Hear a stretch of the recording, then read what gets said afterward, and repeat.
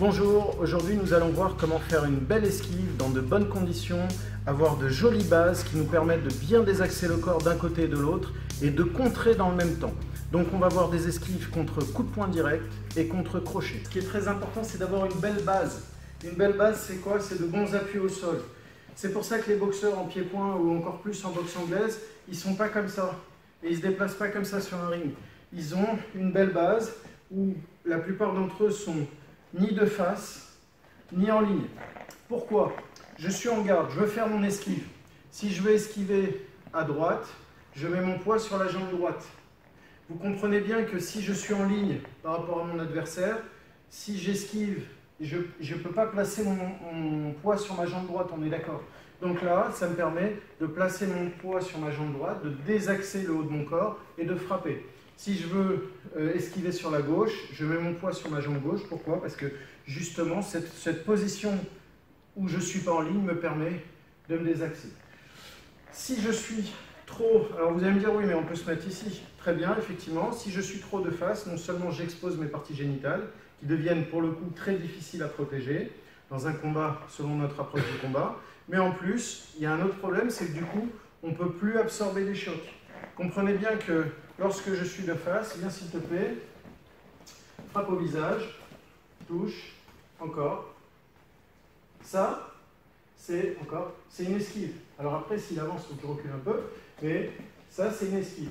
Ça peut être aussi un amortissement. Quand je prends le coup, au lieu de prendre plein pot, eh ben, j'absorbe le choc de cette façon. Donc la bonne position, elle est très importante pour travailler les esquives. Vous devez être ni de face, ni en ligne, mais de 3/4, ce qui vous permet d'avoir un très bel enracinement et de bouger le haut du corps, de transférer le poids un petit peu dans tous les sens. Et ce transfert du poids vous permet justement de bouger la tête très facilement. Les esquives sont intéressantes que sur les frappes visage. Donc lorsque j'ai de bons appuis, frappe visage, gauche, gauche, droite, crochet, crochet, encore. Gauche, gauche, droite, crochet, crochet, encore. Gauche, gauche, droite, crochet. L'intérêt de cette technique-là, c'est que, en même temps, si j'arrive à me désaxer et avancer l'épaule, la bonne épaule, je vais pouvoir contrer. Donc, la technique, ça va être ça. Là, ou bien le point. Là. Ok, il frappe, il est dans le vent parce que je me suis désaxé, et j'ai frappé en contre. Le poids du corps sur ma face. 1, bam. Dans l'idéal, quand on esquive, frappe, vaut mieux être sur l'extérieur. Ok, pourquoi? Parce que si j'esquive et je me retrouve sur l'intérieur, je vais me retrouver avec son point. Maintenant, ce n'est pas toujours facile, c'est déjà bien de sortir de la ligne d'attaque. Mais dans l'idéal, si je frappe avec la gauche, bam, je vais partir sur l'extérieur. Frappe avec la droite, bam, je vais partir aussi sur l'extérieur. D'accord? Donc on va faire un petit exercice pour développer ça. Il va envoyer toujours les mêmes frappes. Gauche, gauche, droite, crochet à gauche, crochet à droite. Il envoie sa gauche en extérieur. Encore la gauche sur l'arrière, sur moi.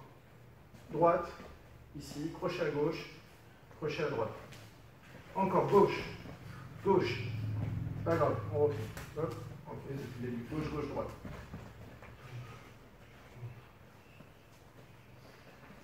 Encore, si je ne bouge pas, bam, encore, 2 fois gauche. 1, 2, 3, 4 et 5. Encore. 1, 2, 3, 4, 5. Encore.